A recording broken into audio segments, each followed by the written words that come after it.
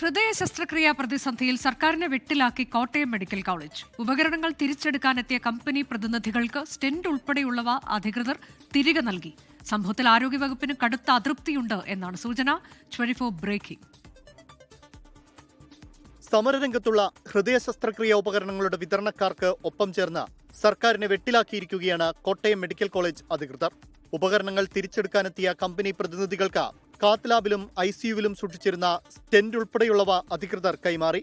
അതേസമയം Thiruvananthapuram medical college, Ernakulam general ആശുപത്രി, Kozhikode medical college എന്നിവിടങ്ങളിൽ നിന്ന് ഉപകരണങ്ങൾ തിരിച്ചെടുക്കാനെത്തിയെങ്കിലും അധികൃതർ ചർച്ച നടത്തി കമ്പനി പ്രതിനിധികളെ മടക്കി അയച്ചു.